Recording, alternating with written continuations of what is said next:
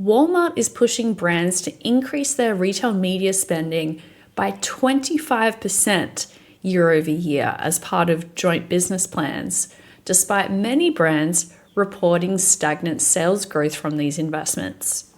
This is according to some reporting last week from the publication Adweek, who spoke with a number of brands and agencies that have been asked to commit to additional media spend targets or risk losing key benefits in their supplier relationship with Walmart. This situation highlights a concerning, although as we'll talk about in this episode, not altogether new pattern in retail media that threatens to undermine trust in what has become many retailers' most profitable business segment.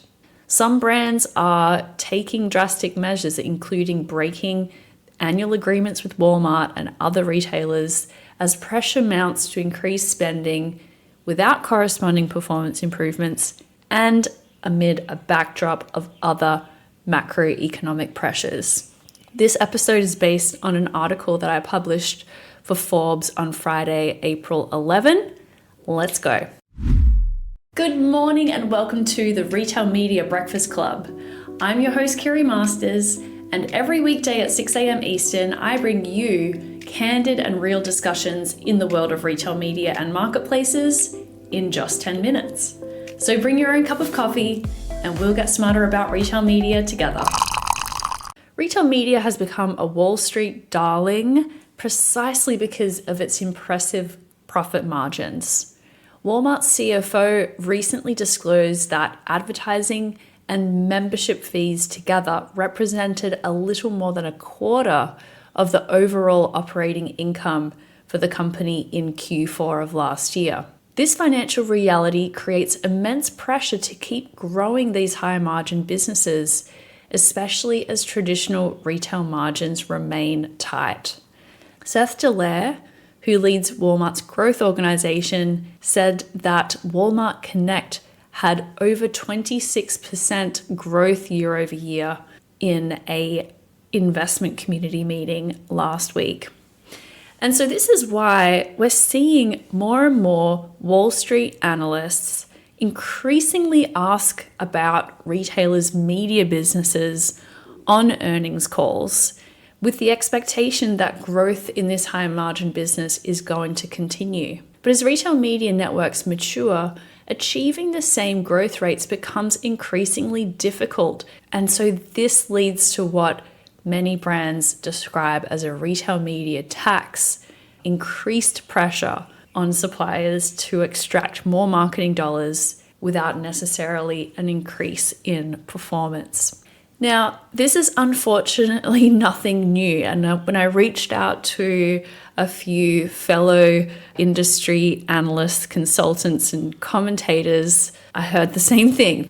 What is new, as my friend Brian Gildenberg comments, what is new is the scale and ambition of the asks.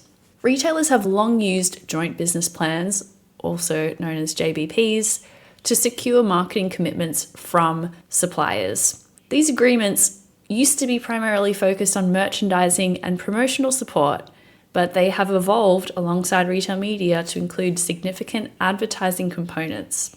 Another retail industry consultant who previously served as an executive at Kroger, Ken Fenyo, says that, of course, this approach isn't unique to Walmart. He said, "I've interviewed a number of CPGs and agencies recently, and many of them refer to retail media spending as a tax or cash grab. This is similar to what I used to hear when I was at Kroger." But what makes Walmart's situation notable and why this popped up in the news last week is that both the size of the requested increase, 25% year over year, is a lot, and the reported consequences of non-compliance. According to the Adweek article, brands that fall short of their spending commitments risk losing key benefits tied to their JBPs, including Walmart DSP data fee discounts, on-site sponsorship deals, and early access to reporting. So why is this such a dilemma? One brand executive in the Adweek article said, "If we don't invest in retail media, we might not be findable. if we're not findable, it's the equivalent of not being distributed at a retailer. And this situation reflects a shift in how shelf space is allocated in digital environments. When you're in a physical store, product placement is primarily determined through a combination of category management principles and slotting fees. In digital environments, visibility increasingly depends on paid advertising.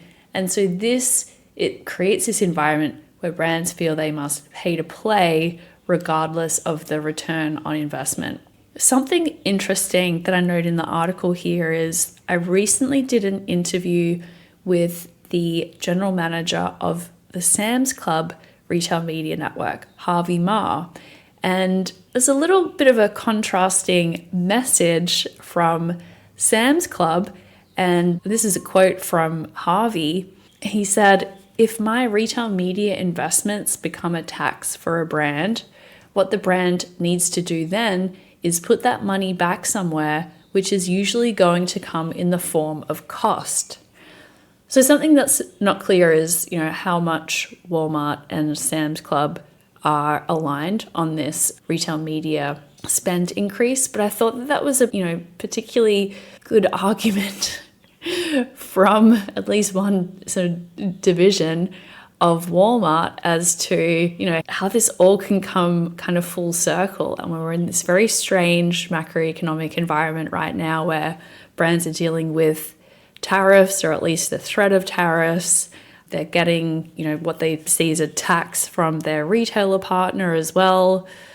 Well, costs are going to go up and they're going to be passed back on to retailers who are asking for more funding. So I thought that was kind of an ironic thing to think about, really. All right, back to my notes here. So not all CPG brands are capitulating here. One of the brands that spoke with Adweek said they're not going to renew their JBP with Walmart in January, saying that there's a lack of flexibility in the deals, no growth in sales, and no performance guarantees. And also that same brand had also decided not to renew agreements with Kroger and Amazon due to similar frustrations. And I think in that particular instance, I have to say, I think you're cutting off your nose to spite your face. And if that is happening with all of your retail partners, then that might indicate the game has changed around you. But that's not the only brand that has decided to do this. I reached out to another agency leader who said that their largest clients got big pitches and that some of them are pulling out of their JBPs altogether in favor of being more self-serve with Amazon ads. Lots of brands are pushing back on Walmart, rejecting these pitches in favor of more flexibility. And finally, a little closing thought here, flipping things around. In the commentary so far, we haven't seen what is Walmart's rationale for these significant spending increases. I looked back, when I was looking back at the earnings call from Q4, I noted that in the discussion about Walmart Connect and the growth potential, Walmart's CFO called out its acquisition of VIZIO for $2.3 billion last year. That was a big bet on connected TV advertising, and the CFO noted that they were in the hole on that transaction last year, but they're expecting it to begin being accretive to Walmart next year, as in 2025. So in the meantime, Walmart needs to make the math work on that transaction. And it made me wonder if current advertisers are essentially being asked to fund the development of these capabilities. And so is this request for 25% additional spending Walmart's way of asking brands for their trust and investment while building what could eventually become a more sophisticated omni-channel advertising platform? And this is kind of the sentiment of Mike Feldman, who's the head of retail media at VaynerMedia. He suggested that Walmart might be shifting from locked-in commitments to what he calls a letter of intent approach of partnering with brands. And I think that is, well, for me personally, maybe an overly rosy view of this, that Walmart might be trying to reframe these spending increases as investments in a better future capability, not just extracting additional margin in the present. But he also warns that flexible terms only matter if it's an opportunity worth investing in. And that is the challenge. Brands are being asked to increase spending significantly before seeing evidence that these investments will generate proportional returns. That's it for today. If you want to check out the full article, we'll link up to it in the show notes, and I'll catch you tomorrow. Well, that is it for today. I hope you enjoyed this episode of the Retail Media Breakfast Club. We meet here every day at 6 a.m. Eastern. So be sure to subscribe and get your daily dose of insights, trends, and hot takes in the world of retail media and marketplaces.